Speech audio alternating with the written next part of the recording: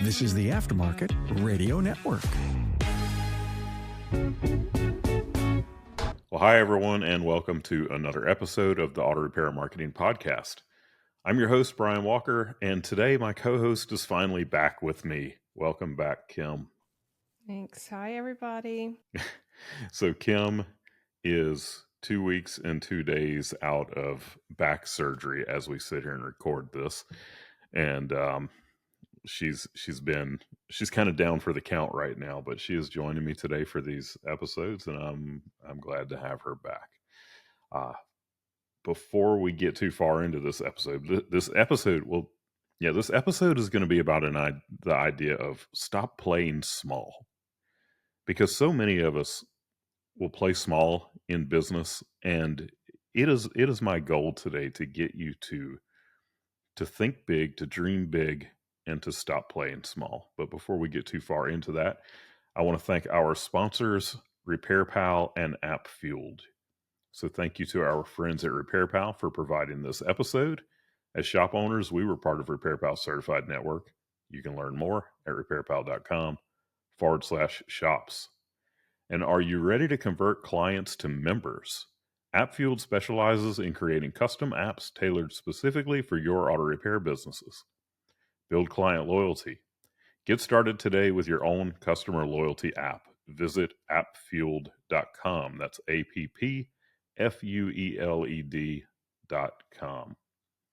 We're excited to have AppFueled as a new sponsor of the Auto Repair Marketing Podcast. I saw the product myself and was incredibly impressed. And it's so much more than an app, than an app for your clients. But we're going to get into that over some time and really talk about what that product is. It is a truly great product.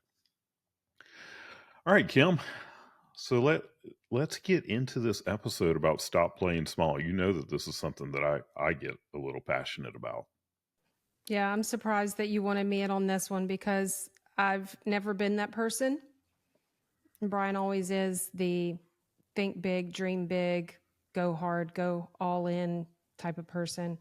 I'm getting there, but it's not traditionally been me. So thanks for inviting me on your podcast today, Brian.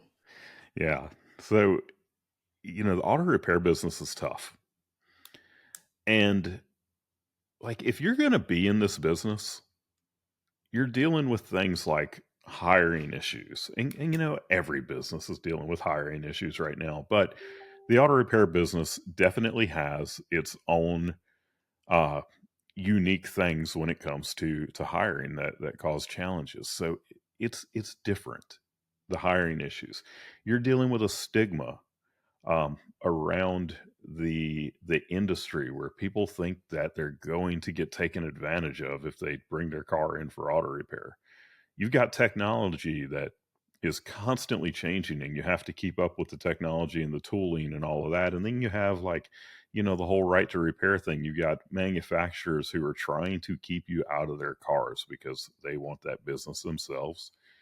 So they try to keep the information away from you. They try to keep you out of the tooling.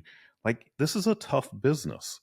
It's not like every other business that's out there. It is tougher. And, maybe everybody thinks that the business that they're in is tough, but the auto repair business, it is a different animal. And I will like fight with somebody over that one because it truly is a different animal. So in this business, if you're going to be in it, you've got to make it pay off.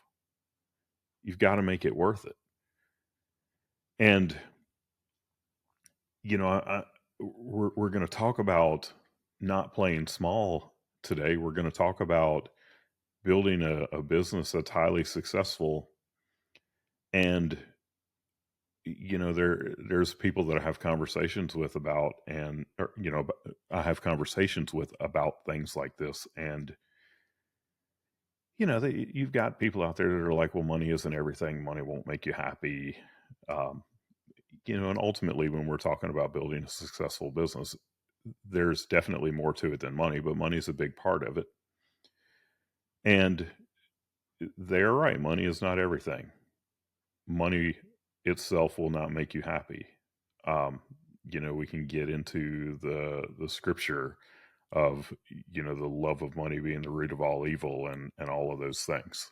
But you can do a lot of good in the world when you have a successful business that gives you the money to do things and the time to do things. There's a saying out there that I love, when we talk about how money is in everything. And that saying is, well, I'd rather cry in a Mercedes than in a Pinto. And it's true. The money, it's nice. It allows you to do nice things. But, the fact is broke people have to focus on survival. All of their focus is internal. When you are in a different place financially, you can do a lot of good in the world. You can invest that money into other people and other things, and help in the places where you're passionate and all of that. You have and you have one life and one family.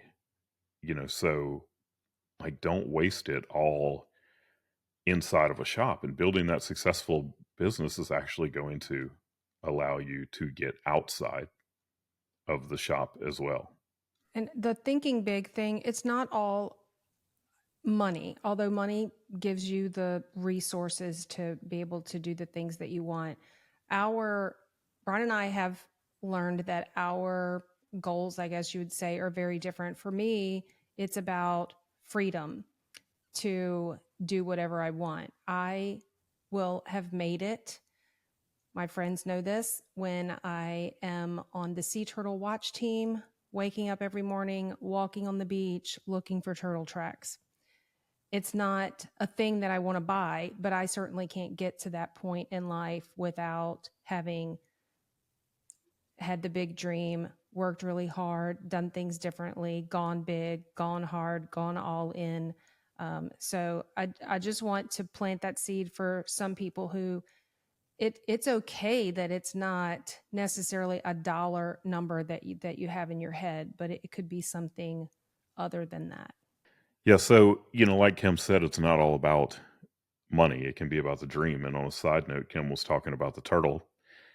We have not talked about the turtle on the podcast, I don't believe, Kim. We have not. Kim and I were, as we were traveling up to ASTA this year, we stopped and we went over to St. George Island, and we were walking down the beach and came across a sea turtle that was like half buried in the sand. And I thought that it was dead at first, but it was actually still alive, and we got to be, part of a turtle rescue. Now, sadly, this turtle did not make it very much longer uh, after it got to the turtle hospital, but it was a very unique experience. It was an amazing experience getting to, just have like to be face to face with that animal, and to be able to spend some time with it. And I think you got it. Yeah, yeah. I don't know that you really got it before. No, I did. I think that honestly, I think that it would be the same with any kind of animal that, that you don't normally as a human get to interact with that way. But, such a beautiful, majestic, huge creature. And it had, like, its shell was broken, it was missing half of a flipper. It had some old injuries that had made the turtle very sick. But we got to show it the love of humans in the days before it passed. But that was an incredible experience. Anyway, we'll get back to the topic at hand. So people will, I'm talking about making it pay off, and I have to acknowledge the fact that people will guilt trip you when you have a successful business. Like they are, or just when you have a successful life. Like people will try to make you feel guilty for that. And I know, like I personally know people that have chosen to play small because their circle will guilt them for becoming successful. It's like, the bucket of crabs, where when one crab is about to escape, the other crabs reach up and drag it back down. And your friend group will do that to you also. And we're going to talk about that specifically in a little bit. But I wanted to mention that up front about how people will guilt trip you. And that's one of those things that you just have to, like, you have to really pay attention to, who you're allowing to influence you like that. Yeah, I think I love to play Simon Sinek's TED Talk about Start With Why. If you haven't read that book, I think you really need to read that book because it helps you. At one point in our life, I just wanted, and Brian's going to talk about this in just a minute, I just wanted to know that I could pay my bills, right? And just be able to live a good, happy life. My why changed though. And when you really figure out why are you doing what you're doing, it will make a difference. And for those crabs that get pulled back down, it's because they can't explain why they're doing what they're doing. So I think you have to really know what your calling is, what your why is, what your purpose is. Yeah. But a lot of us will get tempted to just build that lifestyle business. And the lifestyle business it's the business that it just allows you to live, an okay life. It's maybe a little bit more than a job. A lot of people who build lifestyle businesses, and I have heard this countless times when talking to people where they're like, I just want to pay the bills and be comfortable. And it's exactly what Kim just said.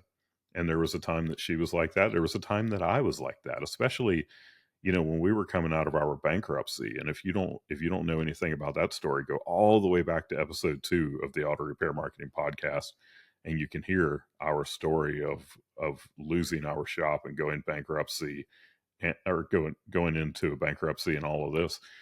And when we were there, all I wanted was just to pay the bills and to be comfortable. So, you have to look at the outside influences in your life and what's causing you to think the way that you're thinking. And anytime that you are in a place of lack or struggle or hardship, all that you want during that time, you're not thinking about thriving. You're just thinking about getting to the point where you're no longer struggling. So you have to look at where you are at when you are making a decision like this as to whether or not you're going to stop playing small. But the other thing about a lifestyle business and this idea of I just want to pay the bills and be comfortable is that you'll never get there. Like, a lifestyle business doesn't ever truly make you even comfortable because there's no safety net with a lifestyle business. A lifestyle business, a couple of bad months and you're in a really bad spot. So, also with a lifestyle business, you're not only holding yourself back, but you're holding your family back from thriving. You're holding your employees back from thriving. And you're also negatively impacting your clients. And I've talked about this in a lot of episodes, actually, because we were at the summit and I heard Cecil Bullard talk about, how you as a shop owner have this responsibility to build a business that thrives. Because the example that he gave was you need to be able to take care of your client. When you do that transmission job and the transmission fails, you need to be able to never even question, are you going to make that right? Whether that is putting another new transmission in completely at your cost or whatever it is, your business should have you in a financial position where you never have to think about how can I get out of making this right, or finding a cheaper way or a way that may not be completely the way that you should be making it right. Or putting your business in a position to be able to be generous and give and help people. Yeah. Yeah, absolutely. I mean, if you go back to my episode on the hierarchy of needs, your Walker's hierarchy of marketing needs, we talk about being significant, and we're talking about it from the standpoint of the business, but with most small businesses, the business and you kind of are synonymous when it comes to that. But being able to just do good things in the world, and that comes back to, like, having money allows you to be able to do those things. Having additional time allows you to do those things. And, the other thing about that lifestyle business is you never get to retire, or you certainly won't be able to retire comfortably, and you can't do this forever. I don't care who you are. You cannot turn wrenches forever.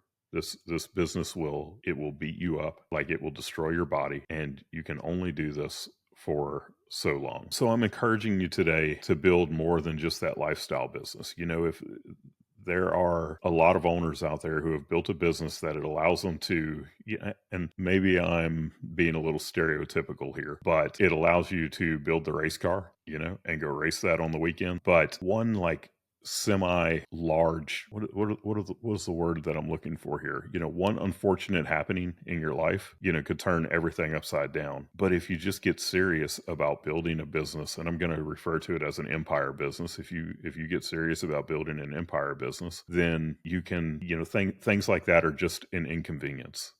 Whereas with a lifestyle business, it completely negatively impacts the trajectory of your life. The other thing is, it is more stressful to have a mediocre business than it is to have an empire business. And one of the things that I've heard people say when we talk about building a highly successful business is, well, I just don't want to work that hard. You know how much harder it is to have that? And stressful. Yeah, it is. It is so hard, so stressful to have a mediocre business. Yeah, with the empire business, you have more clients to make happy, you have more employees to manage. But with that mediocre business, you have cash flow issues, you have low employee morale, you have poor customer experiences. Like that is a much more difficult business to run, is that, just that lifestyle business, that business that's really a job. It is so Well, and much. you're wearing so many more hats. Your responsibilities are so much greater. It's like you go to bed thinking about it, you wake up thinking about it. You still do that even with an empire business, but it's on a different level. So, Yeah. yeah. So how do you take that lifestyle business and build it into a significant business? That empire that I'm talking about. Well, some of the things that you have to do for that are, you have to make time to think. And we're actually doing an entire podcast episode about making time to think. This one should be episode number 125, I believe. And that one will be, I think, 2 episodes from now, episode 127. Entire episode about making time to think. And it's so important.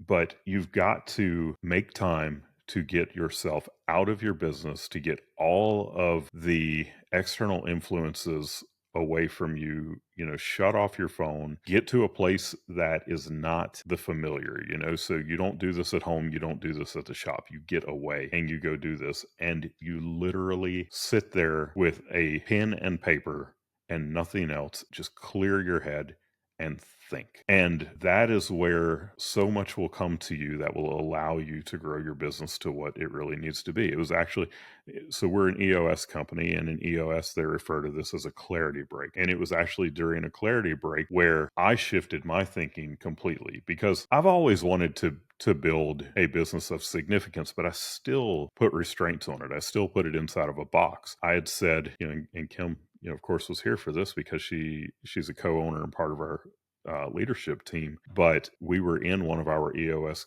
quarterly meetings, and I made the comment that I don't really want to get past X number of clients. And the reason why was because that's a lot of clients to be able to serve at the high level that we serve our clients, because we take pride in like amazing communication, very high level of service, doing very high quality work. And I'm thinking to myself, man, once we get past that, I don't know how we can possibly take care of that many clients. And it was during the clarity break when it came to me that Disney does this every day for thousands and thousands of clients. They create that amazing customer experience. And really the only thing that you ever hear negative, when you're talking about like going to the Disney parks or something like that, is the price. And then of course the lines. But while you're in line, they are still making you happy. Happiest place on earth. And Kim and I would go on we love to go on cruises, and we've been on quite a few Disney cruises, and Disney just does things different. And they care, and they like embed that deeply within every cast member, as they call them. And they do it for thousands of people every day. So I'm sitting there during that clarity break, and I'm like, if Disney does this, then why can't I? Why can't we? So during that clarity break, I took the walls down that I had built up that were going to keep this a semi small business. And, when I say this, I mean Shop Marketing Pros, of course. The other thing that you have to do is you have to forget about past failures, because past failures will also make you think very small. In 2008, we went bankrupt. We lost our auto repair shop, primarily due to a road construction project. Again, I talk about all those details in episode 2. But when that happened, we had some employees that were just nasty to us.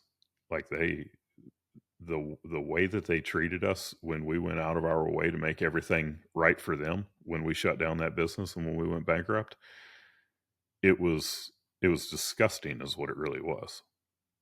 And because of that, when I opened my agency, I said, I don't want any employees. It was just going to be that kitchen table company that I mean, in its purest sense, it was a lifestyle business. It was a job, is what it was. I said, I will never have another employee. And it wasn't until we'd hired Tony, who Kim met while she was at our local university talking to the marketing class.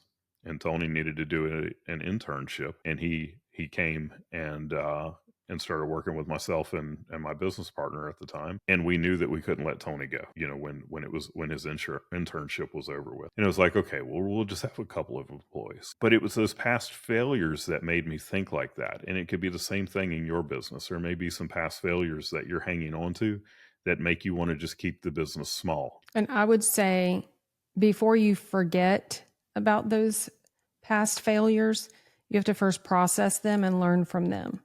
Constantly saying the words fail forward. So fail, it's okay, but learn from it, then put it in the rearview mirror, as Ann Wilson says, and move forward. So don't just forget it, because it happened for a reason. And I believe strongly that you keep encountering the same failures until you learn from them. So yeah, 100%. When we lost that business, and again, I talk about this part of it in episode 2 also, it was primarily due to a road construction project, but it also was because I was not the businessman that I needed to be. So I will never forget that entire experience because I want to learn from it. And I've put a lot into becoming the best businessman that I can be. And I'm still learning every day. I'm far from perfect, but I'm so much better now than I was then. At this point in my life, if you put me back in that same situation, I guarantee you we could navigate that without a problem. So, I'm telling you to forget about your past failures. So Kim's bringing up a really good point. Don't forget them. Learn from them. But you can't let them occupy your mind so much that it keeps you from being able to move past them. And then the next thing would be to find people who can help you. And if you've listened to this podcast for any amount of time, you know that I'm big on coaching. Like I have multiple coaches myself, and my coaches help me. So you can find a coach, you can find a mentor. We're in an amazing industry here. The auto repair industry is full of some really amazing people. And like, you find another great shop owner, chances are they will mentor you. And some of the empires that I see people building right now, some of the stuff that's happening in auto repair, I mean, $500,000 weeks. a month. No, weeks. Weeks. Recently that I've seen posted about. And that's just crazy. And that's on a completely different level, so I'm not saying that you need to get there. Not saying it's a bad goal to have, but it's mind blowing that somebody can do that in a single auto repair shop to have $500,000 weeks. Anyway. Well, it makes me think about the description you just gave a few minutes ago about the crabs. Instead of being in a bucket of crabs that are going to pull you down, be in a bucket of crabs that are going to, so sea turtles, quick little lesson here. The sea turtles, when they are hatching, I just learned about this, when they're hatching, they build like a pyramid of sea turtles in the nest, and they climb on top of each other, and the first one gets to the top and creates the little hole. And then, so they're digging, they're working together. And when the one at the top gets tired, it goes back down to the bottom. And then the one at the bottom ends up getting up to the top. So that's the picture that I get in my mind. I hope that's not anesthesia brain and that it makes sense. No, that's awesome. It's be the turtle, not the crab. And I truly believe that about the industry that we're in, is that in Kim's analogy, we are in an industry of turtles, not crabs. And I know that only a certain percentage of the industry are the ones who we're seeing at these events and who, maybe have that mindset. But there are so many people in this industry that would gladly help you. And like those people that are out there doing this crazy stuff right now, like these crazy revenues. And it's not just about the revenue either. That means if you're doing $500,000 in revenue in a week, how many clients are you helping during the week? How many problems are you solving for people during the week? It's not just about the money. Like you're doing something of value in exchange for that money. So like the more that you're making, the more value that you're putting out there into the world. It's a complete mindset shift. So find people who can help you. There are so many people in this industry that'll help you. And then surround yourself with successful people. It doesn't need to be just utter auto repair shop owners. Your friend group, the people that you hang out with the most, they make so much more of an impact on you than you ever realize, than you ever think. Like those people, you are an extension of them. So if you're hanging out with successful people, you are going to be successful. If you're hanging out with, if you're hanging out with losers, you're going to be a loser. Mm-hmm. Yeah, look around, see what people are doing. Yeah. What's mimic? That's the phrase, the quote. You are the combination of the 5 people you hang around with the most. Yeah. Right. So look what they're doing. And then you do the things that empire businesses do. There's a saying that says success leaves clues. If you just start looking at what successful people do and you start doing those things, then it is going to lead you to success. It's going to lead you towards success. Same as the iron sharpens iron, right? Yeah. And go all in and be unapologetic about it. That's that thing where people will guilt trip you into not being successful. The heck with that. When you decide to go all in your business, when you decide to, follow a model that you see and you're like, I'm seeing a lot of people do this thing and they're being successful at it. And then there's another group of people that don't like that direction, like there are methodologies of doing things, and it seems like there's certain people that like that methodology and people that hate that methodology. Man, if that methodology works for you and it gets you where you need to be, go all in, be unapologetic about it. And then who are you listening to? Kim, I'll let you talk about that. Well, literally, what are you allowing in? And it could be listening, it could be reading, it could be podcasts, it could be people in your friend group, it could be even in your coaching groups. Are you in the right coaching group? So who are you taking advice from? Who are you paying attention to? Who are you listening to? That could be part of your clarity break where you really kind of dissect, who am I allowing to influence my thoughts? Because your thoughts become your words become your actions. And so you have to be very thoughtful about who you are allowing to influence you. And then who are you teaching and mentoring? This podcast, for example, when I get on this podcast and I talk about a particular topic, this one, to stop playing small, when I am promoting the idea of stopping playing small, it embeds it that much more into me. The best way to learn something is to teach something. If you want to build a more successful shop, then find a shop owner that's not quite where you are yet and start teaching them, and watch what happens in your own business. Teach people, mentor people. I have a young man that used to work for us that has started an agency that I'm now mentoring. And there's a lot of fulfillment that comes from doing things like that. Kim is big on mentoring, and I know that she gets a lot of fulfillment from doing that. Yeah. So along those same lines of thinking, I was just talking about paying attention to who you're listening to. But on the flip side of that, I would say for you to also consider who's watching you, who's following you, who's paying attention to your words, your actions, your habits, your behaviors. And recently, I was on a trip up to New York. We did Playing with the Pros, and I got some time to spend with our son, and he kind of blew my mind. Watching your young adult children grow and mature and blossom into who they are is really amazing. But he said to me somewhere in one of our conversations, he talked about, oh, I listened to that podcast you and Dad did. And then he talked about a podcast Brian did specifically. And I was like, you're listening to our podcast? And he was like, I watch everything y'all do. And he started telling me how he's so, and I feel like I'm getting emotional just talking about it. He said he's so proud to talk about us to his friends and other cadets there at West Point.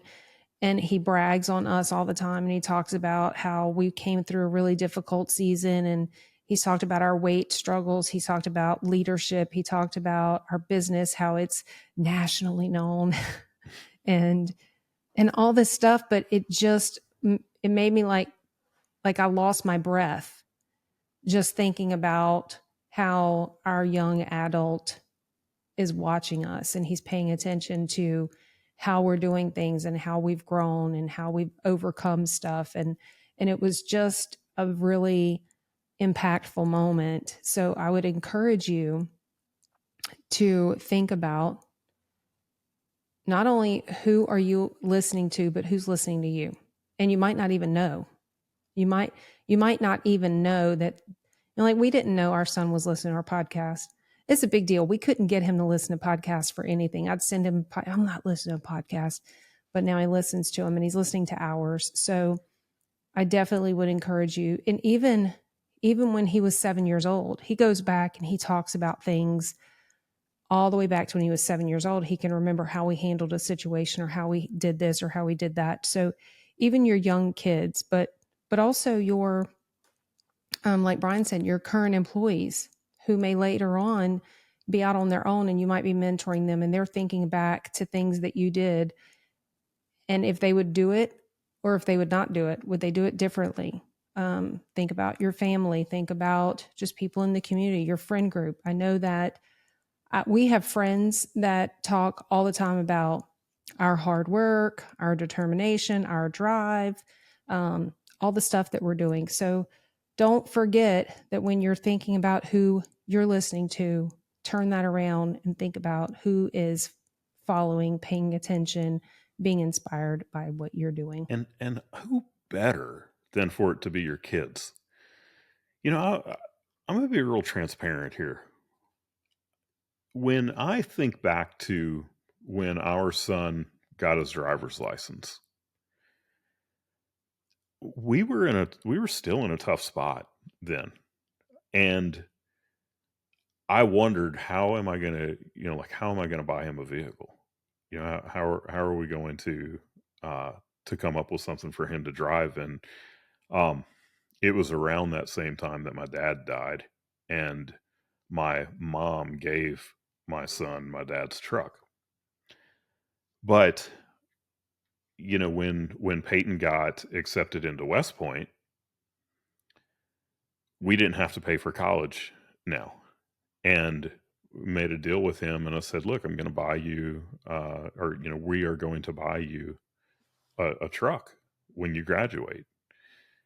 And I figured, I'll be financing a truck for him and I'll be paying notes on it and all that. Well, turned out that Peyton wanted my Jeep, and I was driving, a Jeep Gladiator that I bought brand new, and I lifted it and put some big wheels and tires on it, and it's all cool and everything. And he really liked it, and he wanted that Jeep. So when it'll be when Peyton comes home for Christmas this year, probably it'll be either then or it'll be at spring break next year, whenever West Point allows them to bring their vehicle back, because it's not a normal college where you just get to have a vehicle at any time. You really only get it for a little less than a year and a half. It's that final year. It's the end of his junior year and all of his senior year at West Point that he can have that vehicle. Well, he wanted the Jeep, and I wanted a truck.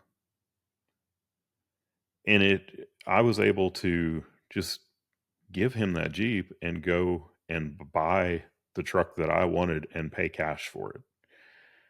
And I'm not saying that to brag about it. first of all, I'm talking about how quickly things can change. Peyton's 22 years old. So 6 years ago when he got his driver's license, I didn't know how I was going to buy him some used vehicle. And I'm talking about, a $3,000 vehicle. And instead, now I'm giving him a $60,000 Jeep and not thinking twice about it, and paid cash for a truck that's a lot nicer than that Jeep. And being able to do that, and having a kid who he knew when he turned 16, like, we had conversations about, I don't know, what we're going to be getting you for a vehicle. You're probably going to be driving a beater. Like, he's experienced everything. Now, he never felt the worst parts of this, but there were times when he was a kid that it was like, I don't know how we're buying groceries. We always did. God always provided every single time. We never went without one time, but there were many times where we wondered, how is this going to happen? But all of that has happened in a relatively short period of time. And it really comes from making a decision that you're going to do things differently. It was 2019, actually, when the decisions really started getting made, and we went in a different trajectory. And it's been nothing but an uphill climb since then. And it's such a more enjoyable life. It's such a more fulfilling life, being able to do the things that we do now, being able to, like, when we see a need somewhere, to be able to give, and I'm gonna leave it at that because there's some things I would love to talk about, but I'm just not going to.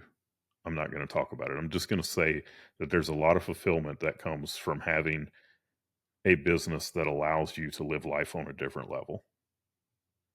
So I'm encouraging you once again, don't settle for the lifestyle business. You're already doing this. I've got a friend who's in real estate, and he talks about how he can sell the $150,000 house or the $2 million house, and it's the exact same work for him to sell the $150,000 house or to sell the $2 million house, and the difference in commission. Well, it's the same thing here. The work that you put into running a mediocre business, it's different than running a business that creates an empire for you, but it's no harder to build the empire business.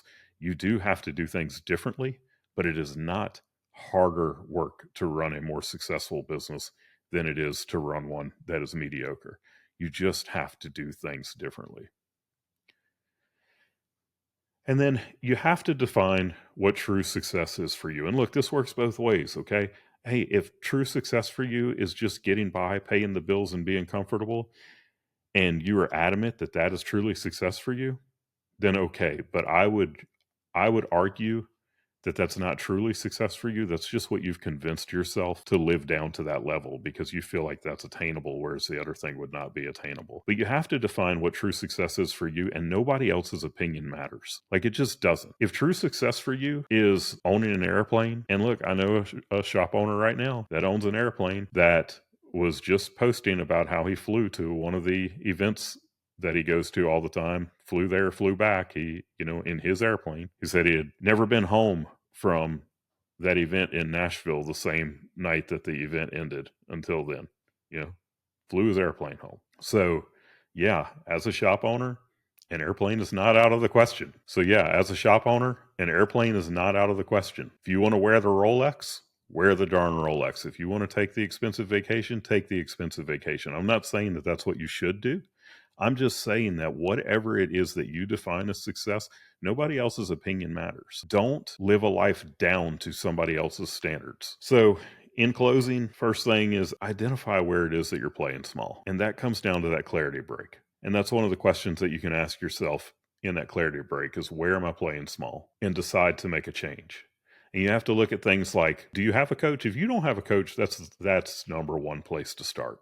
Honestly, in this business, if you want to take your business to the next level and you do not have a coach, go get a coach. We have some amazing coaches in this industry. Go get a coach. If you already have a coach, you need to look at that coach and determine, is that the right coach? Are they pushing you to build a business of significance. If they're not, they're probably not the right coach. If they're not giving you permission, not that you need permission, but I'm giving you permission in this episode. You don't need my permission. I'm giving it to you anyway. If your coaches are not giving you permission to live a life of significance, maybe you need a new coach. You need to look at the relationship that you have with the coach. And if that coach is not pushing you to be better every single day, they're probably not the right coach. We're marketers. I'd be remiss to ask the question, are the marketers you're working with the right marketers? Are they getting you the results that you need to have this kind of success in your business? Are the marketers you're working with the right marketers? Is the team that you have working for you, your employees, that you're loyal to, you love them, they've been working for you for years, you have the most amazing relationship with them, are they the right people? Because it's very possible that they're not, and you're so loyal to them that they're still on your team. And that's the wrong decision when it comes to building a business of significance. Are your friends, the people that you hang out with the most, are they pushing you to do better, or are they dragging you down? I know my friends celebrate my wins. I celebrate my friends' wins. Our two closest friends right now are mortgage free, and we've celebrated that with them. We are happy for them. I pushed one of them to do it because he had the ability, and it was like, yeah, I don't know. I mean, it's a big deal. You know, we're not hopefully, we will be next on that list, you know, and they will be cheering us along as we're doing it. So are your friends the right friends? If your friends are not celebrating your successes with you, they are not the right friends. So that's really all I've got for the day. Kim, you got anything? No, Long it was episode. a surprise to me. It was a long episode. Brian's torturing me sitting over here, but I'm glad to be back with y'all. So again, I want to thank our sponsors, Repair Pal and App Fueled. We could not do this without them. Hey, if you want to have someone take a look at your marketing, we offer a free digital marketing inspection. You know, like your digital vehicle inspection, we do a digital marketing inspection. It's completely free. Go to digitalmarketinginspection.com and you can get that done. We are just one of a handful of podcasts on the Aftermarket Radio Network. You really should go check out the other ones. There's some great information in all of those other podcasts. Go check out Craig O'Neill's new podcast that's all about communication. And I hope that you'll listen in again next week. But until then, go fill those bays.